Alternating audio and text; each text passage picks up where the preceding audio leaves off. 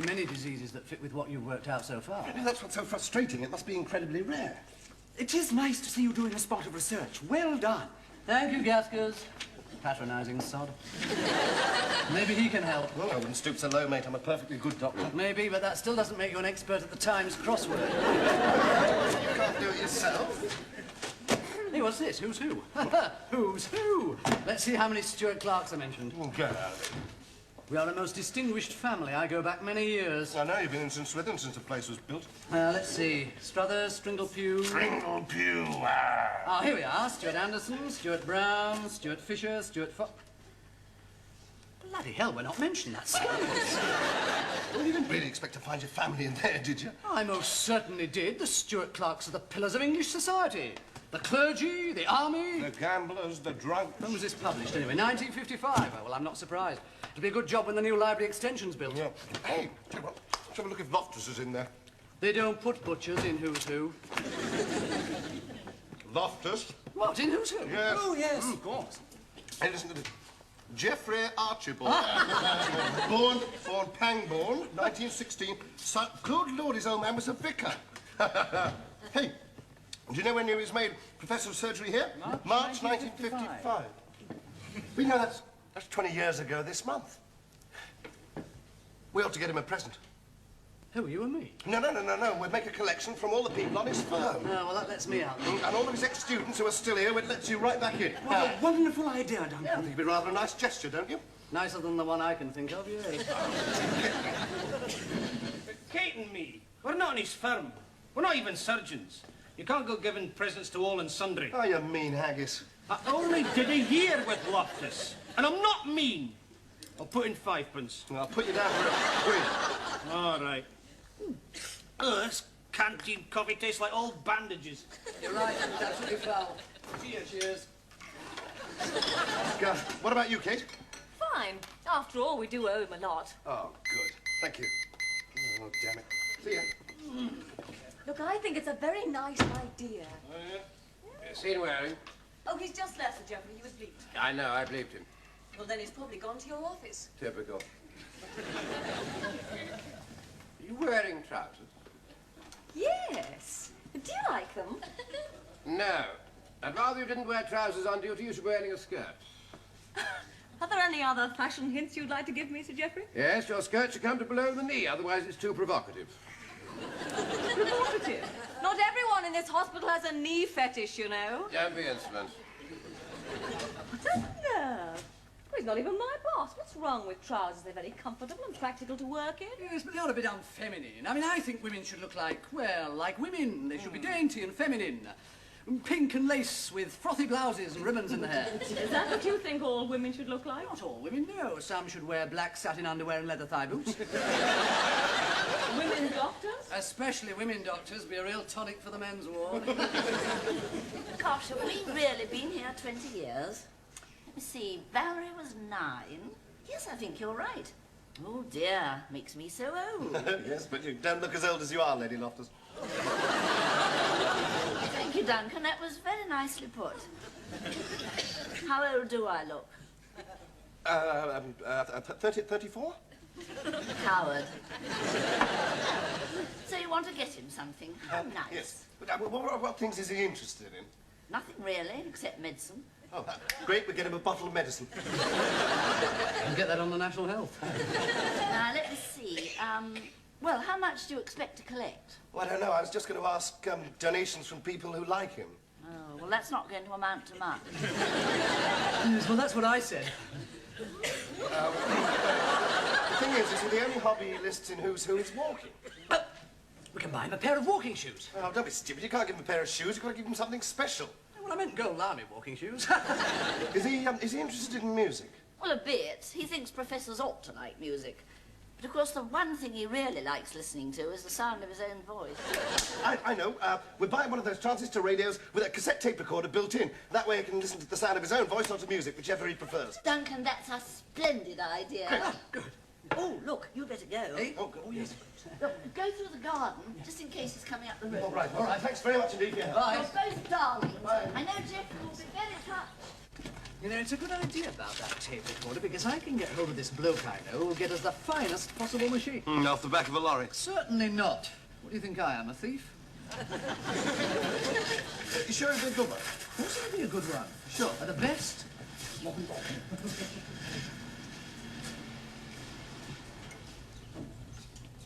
Why were Waring and Clark sneaking away from the house?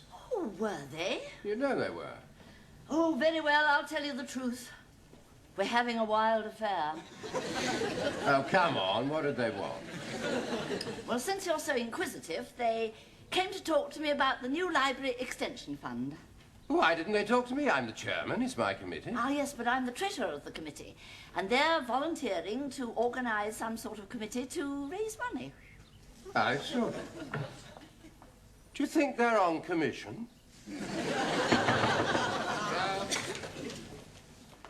You wanted to see us, sir? Yes, sit down.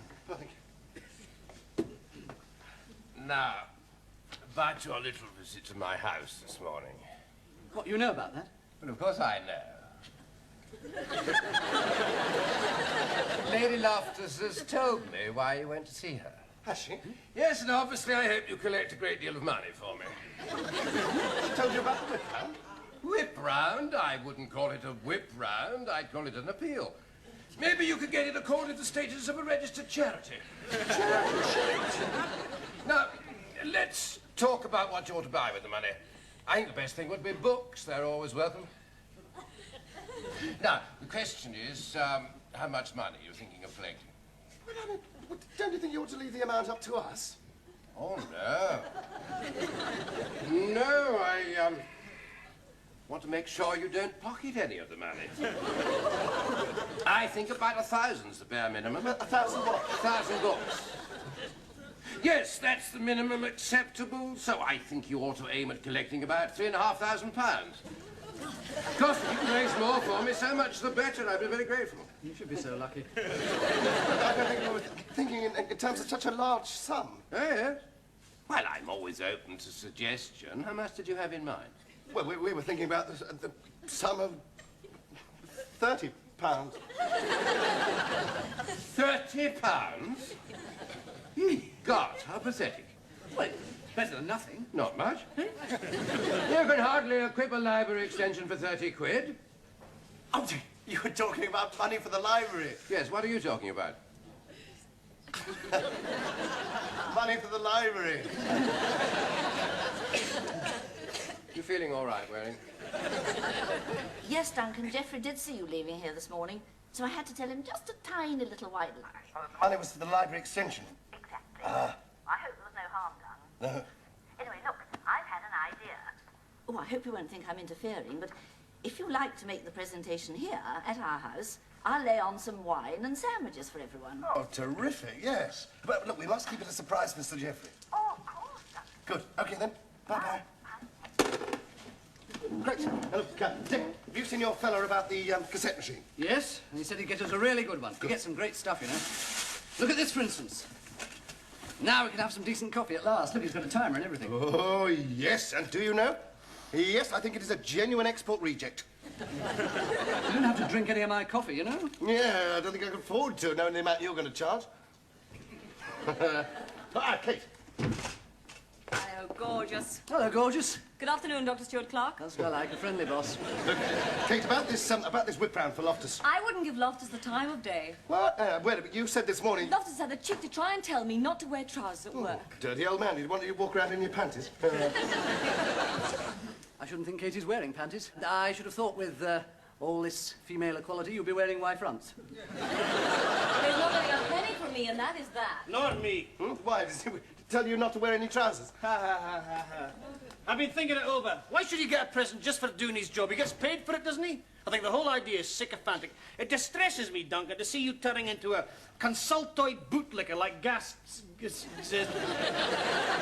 certain members of this establishment. Well, it distresses me to see all you going back on what you've said. Gascoigne, come on, you're a man of your word, aren't you? Yes, I am. But if an innocent, generous gesture from the heart is going to be misinterpreted as the mark of a consultoid bootlicker, then all I can say is it's a sad world and I withdraw my offer. Oh, but you can't. Jimmy, I didn't mean any harm by what I was saying, you know. I forgive you. Oh, I see. Well, Dick, it's you and me, then. I just remembered, Duncan, I'm a bit skint at the moment, so it's just you. What? Well, I did get hold of the tape recorder for you. And I mean, you're going to save £5 on that, so that can be my Oh, contribution. great. Well, it's the finest possible machine. It had better be. I've given you 25 quid. My 25 quid. And I've told Lady Loftus and she's got everything arranged. Look, you've got to contribute. Well, I want you to share with me the pleasure of giving.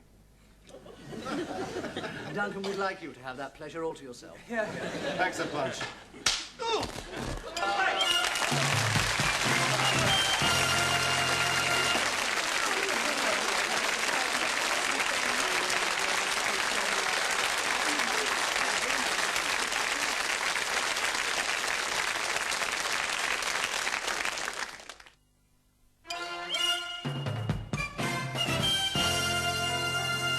You see, it's got a super VHF radio and everything, and then all of this side is a built-in tape recorder. Dick Stewart Clark found it for us. Duncan, it's beautiful. Geoffrey will love it. How generous of all those young people to give their hard-earned money. Yes, very generous. Well, I mean, young Andrew Mackenzie, for instance, has got 4 children, hasn't he? And they say Scotsmen are mean. How unfair. Yes. Yeah, listen to this. And they say Scotsmen are mean. How unfair. You didn't know you were being recorded, did you? Not at all. Oh, my voice doesn't sound harsh. Where's the microphone? Oh, built in there, you see. It's marvellous. Do you think Sir Geoffrey will like it, then? Oh, he'll love it, especially for his lectures. What, help him write them? No, just to listen to them afterwards. He'll be able to listen to them again and again, and again, and again, and again, and again. Is that thing ever actually going to make any coffee, Dr. Stewart Clark? Of course it is. When I get it going, then we can set it for whenever we want the coffee ready. Like 1983?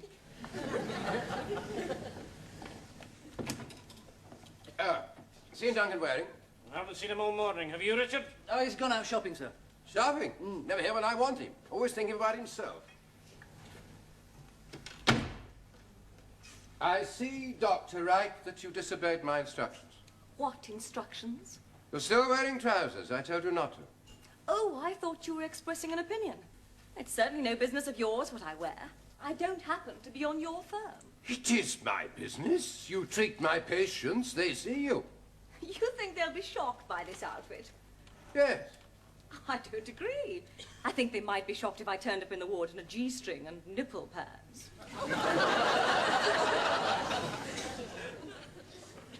What are they? Quite frankly, Sir Geoffrey, I do think that what a doctor wears is a matter of personal taste. Get out of that skirt! This is not a skirt! This is the kilt. We Celts are not weak, pansy, effeminate Sassenachs who might wear skirts. God knows your country's degenerate enough for anything. You deny home rule to Scotland, you leech upon the Scottish economy. If it wasn't for Scottish whiskey and North Sea oil, you'd be bankrupt. My dear And we're sick of being patronised by you as well. Do you realise, Loftus, that the 4 Scottish universities are the 4 finest medical schools in Britain, including St Swithin's? Do you realise that you bloody English never built any motorways in Scotland till there was nowhere else left to build them? London to Leeds, London to Manchester, London to Slough, Leeds to Birmingham, Birmingham to Manchester, Manchester to Leeds. What about Scotland? So I say down with the trousers and up with the kilt. When you say out with the kilt, does that refer to the ladies too?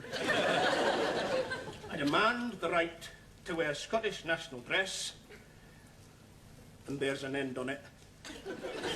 Patients expect their doctors to be soberly and correctly dressed. Doctors in major teaching hospitals should wear a blue suit. I am wearing a blue suit. Yes, but you're a woman. And you're a silly old fuddy-duddy. What's wrong with silly old fuddy-duddies? Some of my best friends are silly old fuddy-duddies, eh, sir? Shut up, Clark. I'm sick of your feeble jokes. Hello, dear. Had a nice morning.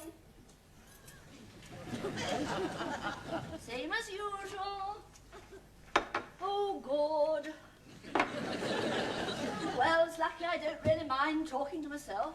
Now, don't you start, please. Oh, is something the matter, dear? The junior doctors are behaving worse than ever before. Oh, anyone in particular, or just all 200 of them? Waring, Clark, Mackenzie, Catherine, Wright, all my ex-students. Whatever have they done? I ordered Dr. Wright not to wear trousers on duty. She disobeyed me. All the others took a side. Ruddy rebel. Well, what's wrong with trousers? She told me to mind my own business. Quite right, too. You're a silly old fuddy-duddy. You don't really mean that. Yes, I do. And I'm going to tell you something that was supposed to be a secret. Those nice young people, or ruddy rabble, as you prefer to describe them, are all having a whip round and finding money out of their ludicrously low salaries to buy you a present for your 20th anniversary as Professor of Surgery. Is that the whip round? Yes. Oh, how awful. I didn't realize it was for me. You didn't tell me. Well, of course not. It's supposed to be a secret. But now you do know, perhaps you'll stop being so beastly to those delightful young people. But I didn't know. If I'd known... Well, you know now, and you don't let on I told you. No. No. Where's my lunch? Get it yourself.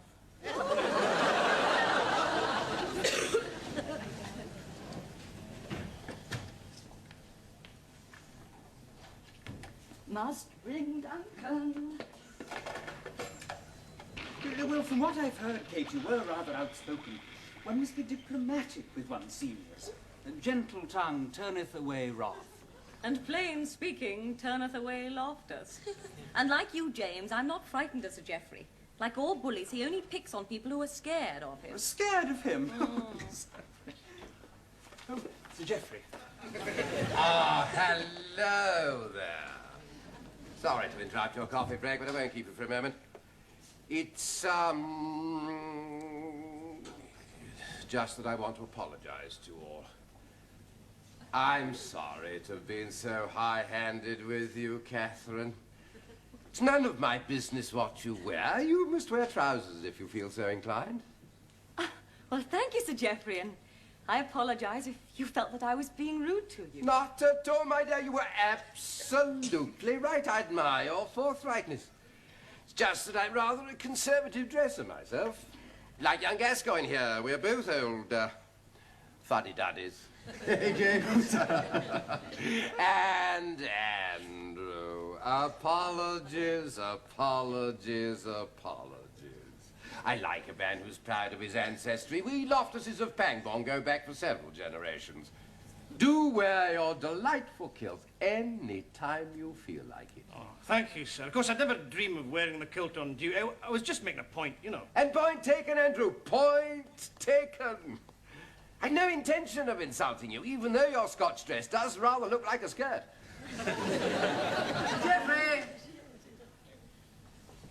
As Dr. Mackenzie insists on wearing his Scottish national dress, I thought I'd just even the balance for you by wearing the English national dress.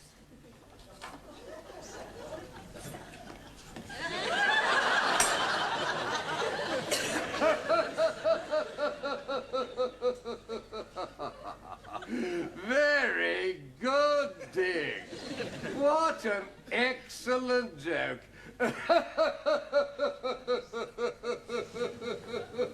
Always enjoyed your sense of humor. Very funny.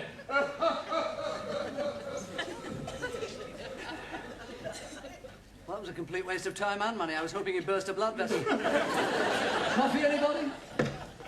Now, look, you lot, what are you wearing that for? Oh, it's a new operating gear. I was modelling it for Loftus. No, everybody, fellas, and Kate, come on. Look, I know how you all feel, but I'm going through with this presentation whether you contributed or not. Because Lady Loftus has laid on a spread, and well, I'm going to say that this is from all of us. Well, actually, Duncan, Sir Geoffrey's been in here and he's apologised to us all. He backed down completely. Yes, he's regained my respect. I've forgiven him. He'd be delighted to hear that. Oh, that's great. Well, look, here we go. This is the machine Dick got for us. Isn't it Look at that. Now, that costs 25 quid, right? So I'm his registrar. I'll put in 10 quid. That leaves, what, £3.75p for the rest of you four. Is that all right? Oh, of course. Absolutely delightful. 75, but I got hold of the machine. We'll all contribute, Duncan. I'm so pleased, you know, because Lady Loftus just phoned me to say the secret's out. She did what? Well, she have to tell Loftus about the present. You know, that's why I'm so pleased that you're all agreed to go... Oh, no. Well, that does it. I'm not giving a penny. Neither shall I. Well, I haven't got 3.75 anyway. It's unforgivable. This is the last straw. Loftus was just being nice so he wouldn't lose his sodden present. Well, I've got work to do. So have I. So have I. So have you. Eh? No, man's work's never done. Bye, Duncan. I'm sorry. Now, look! You all said you'd chip in. Well, if you back out now, they're going to have to lay out 25 stinking quid for the old sod myself. And I just don't see why I should be the only idiot sentimental enough to lay out good money for that boring, antiquated old butcher. Please. Oh, thanks a lot. Too bad. Oh, God, it's recording. Dick? No, it's all right. Just push the bulky raise and it'll clear the whole tape. Oh, good. Hey, look, we've got to be there in half an hour. Some of us have got to get changed. Right. It's got all the latest gadgets, you know. Is it? Oh, yeah, it's the same make as the copy machine. Really?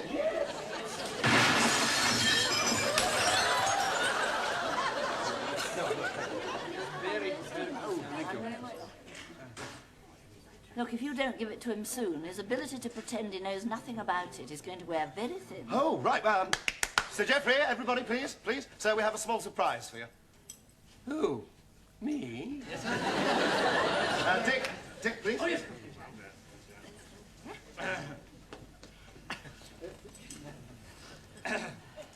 From us all, sir, your ex-students, old and young. Ye gods, whose idea was this? Duncan. Duncan. Oh, Duncan, that is Sir very Geoffrey, well, I would like to... this 20th anniversary of your professorship marks a milestone in the career of a great man, a great surgeon, and a man I think we're all very proud to know. Please accept this gift from us with our affection and gratitude.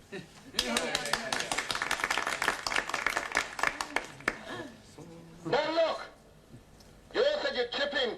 If you back out now, I'd have played out all 25 stinking cuts of old sand myself. I'm damned if I should see why I should be the only idiot sentimental enough to cough out money for that boring, antiquated old...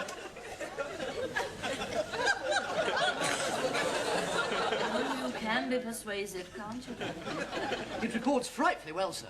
Yes, but you might have some trouble rubbing things out. Thank you, Waring. Thank you very, very much indeed. They do say it's the thought that counts, don't they? Thank you very much indeed.